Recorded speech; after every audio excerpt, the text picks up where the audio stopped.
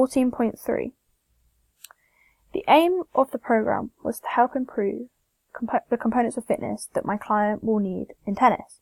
So these include speed, power, balance, and muscular endurance. My specific session aims. So the aim of my session was to help improve my client's muscular endurance. And to do this, he'll be using the rowing machine. He'll also be doing a Pilates session, so this will help with his balance and flexibility. These aims are specific to my client as they are aiming to help him improve in his tennis. And then to monitor his targets, he was tested at 3 weeks and 6 weeks during the training program. So in my session, I'll be trying to improve his muscular endurance in his legs as tennis matches have a long duration. So he'll need to be able to work for long periods of time, so therefore his muscular endurance will have to be good. And I will also be trying to improve his flexibility and balance, which he needs in tennis as he has to be able to reach to return the shots, and if he doesn't have a steady base when he returns a shot, he may go off balance, and which could affect his shot. My risk assessment for my session is, one of the hazards is fire, so the people at risk is everyone. So controls to be in place, I'll check the fire alarms are working, I'll make sure the fire exits are clear and that the doors aren't broken. I said that the likelihood of this happening was a 1, as it's not very likely that a fire will occur. However, the outcome of this will be a 3, as it's very serious. And the actions necessary to take are to make sure that everyone knows the evacuation plan, so that they can all get out safely. Another hazard was getting injured from the rowing machine. So this could be by performing the wrong technique or maybe not stretching beforehand. So the people at risk are my client. So to make sure to put controls in place, I will make sure I demonstrate the correct technique and make sure I'm monitoring my client so that if he is doing the wrong technique, I can quickly correct him so that it doesn't cause any harm to him. I said the likelihood of this happening is a 1, as I will demonstrate the technique beforehand. The outcome of this is a 2, as it could cause injuries such as pulled muscles. Another hazard would be dropping the rowing machine whilst transporting it. So people at risk would be me and anyone that helps me to move it. Controls to be in place would be to make sure we carry it properly and safely. The likelihood of this happening would be a 1. The outcome of this would be a 2, as it can cause serious injuries if it is dropped on you. Actions necessary, so I'll make sure that 2 people are carrying it at all times, so that not only one person is, so that the weight is shared evenly between the 2 people. Another hazard would be tripping over the floor mats, so I'll be using yoga mats for my Pilates session. So people at risk could be anyone that's using the sports hall. Controls to be in place, so I'm making sure that everyone's aware of the equipment that's been set out. I'm going to keep them rolled up and to the side so that no one trips over it whilst my client is on the rowing machine, and then I'll make sure that I set them out before we do the Pilates. So the likelihood of this happening is a 1, as I'll make sure everyone is aware of them and that they are there. The outcome of this will only be a 1, as it won't really cause a serious injury. This is my client Part Q. So this is used to identify any medical history regarding my client. So I got my client to fill this in before my session, so I knew of any medical issues that may have affected my session, as I may have to adapt my session. My client's resting heart rate was 62 beats per minute. The average resting heart rate for a male of his age is 72 beats per minute. My client's heart rate was lower than the average, which means that his cardiovascular system works more efficiently. Target heart rate zones. For my client, my target heart rate zones were 60, 70, 80 and 90%. 6% of my client's max heart rate was 147. 70% was 161, 80% was 175, 90% was 189. The averages were for 60%, it was 151 beats per minute, 70% was 164 beats per minute, 80% was 177 beats per minute, and 90% was 190 beats per minute. So for all of these values, my client's target heart rate zones were below average. This was to do with his resting heart rate value. Resting blood pressure for my client was 123/51. The average for resting blood pressure is 120/80. Even though my client's blood pressure isn't near the average blood pressure, it is still classed as healthy and within the ideal blood pressure range.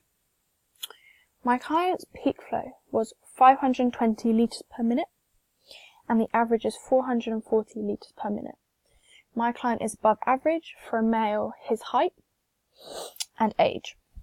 My client's BMI, his height is 2 meters and his weight is 72.5 kilograms, and on the BMI chart, this shows that he is healthy.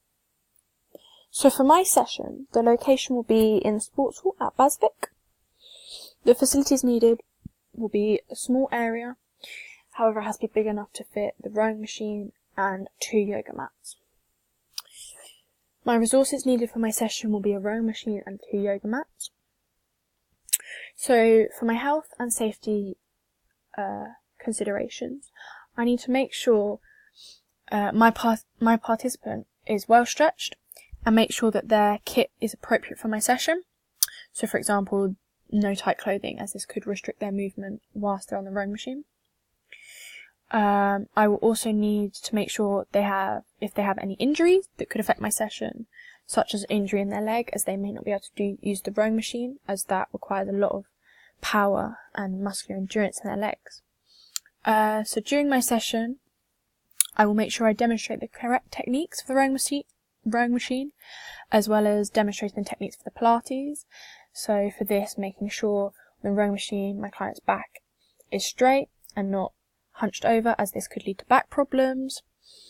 At the end of the session, I will make sure I get another person to help carry my rowing machine away with me, so that there's always 2 people carrying it, which was in my risk assessment. So my emergency procedures and plan is, if any injuries occurred during my session, I will make sure I stop my session immediately and call over my teacher, so that they can help me deal with the incident. If there was a fire during my session, I would make sure I listened to the alarm to find out if the fire was in the building I was in. If the fire was in the building I was in, I'd make sure me and my client exited through the fire escapes, and make sure we went to the fire meeting area on the netball courts. If I'm unable to use my space in the sports hall, I will adapt my session so that I can improve muscular endurance and flexibility, but I'll make sure I adapt it so I can do it outside. So this will mean possibly not being able to use the rowing machine. However, I can still do my Pilates session on the field with the mats. So issues arising from my risk assessment. So my client can still get injured whilst using the rowing machine, and they can also trip over the yoga mats that will be on the floor. So for my warm-up, when I first see my client, I will make sure I inform them of what we're going to be doing during the session. So this will be informing them that we're going to be on the rowing machine, followed by Pilates, followed by a cool down. I will also check that they don't have any injuries and that they take all their jewellery off. I will also make sure that I perform in a sensible and professional manner. For my warm-up, I will be doing dynamic stretches. So this will be to warm up the hamstrings, the quadriceps, your tibialis anterior, your gastrocnemius, also muscles in your back and your arms. So to do this, I'll be doing lunges, opening and closing the gates, high knees, heel flicks, step overs, sweeps. My warm-up will take between 5 to 10 minutes, and in the sports hall I will be doing it from one of the tram lines of the badminton court to the other side of the tram lines. For my main content, so for my main activity, I will need the rowing machine and 2 yoga mats, and my rowing session will take about 10 minutes, followed by my Pilates session, which will last 5 minutes. My key coaching points for rowing will be to make sure his back remains straight and make sure he straightens his legs before pulling his arms back. I will also make sure I demonstrate the skills and go through the coaching points at the same time. So this will show him the correct technique he will need to use when he begins to row, which will reduce the likelihood of injuries. Once my client has begun, I will make sure to monitor the screen on the rowing machine to check that he's staying on target to complete his goals for the session. My drills, however, aren't progressive as they stay at a constant difficulty level. This is because I took the session from one of the first weeks of my program, so he will still be getting used to the intensity. So for my actual session, he will be rowing for 5 minutes with an average of 20 to 30 reps per minute. He will then have a 30-second rest, however he will continue to row slowly so that his muscles don't cramp up. He will then row for 1,000 metres in 5 minutes. He'll then have a short break between rowing and Pilates. So for his Pilates session, which will last for 5 minutes, he'll be doing crisscross and he'll be doing 5 reps. He will then do slow mountain climbers. He'll do 5 reps of this. He'll then do tabletop, 5 reps of this. He will then do leg reps, and that's 5 reps of that. So he'll perform this sequence for 5 minutes in total. For my cool down, he'll be doing a gentle jog, followed by some static stretches. So he'll be doing lunges, followed by some calf stretches, some quadricep stretches, hamstrings, making sure he does some arm stretches, so pulling the arm behind your back or over your chest. He'll also be doing sweeps, so this will stretch his calves out. So the cool down will help him to return his heart rate and breathing rate gradually back down to resting rate. It will also help to calm him down mentally as well as physically. I will also use this time to tell my client what parts of the session he did well, so I'll be praising him. And I will also see if he has any criticisms towards my session, so things I need to improve on for next time.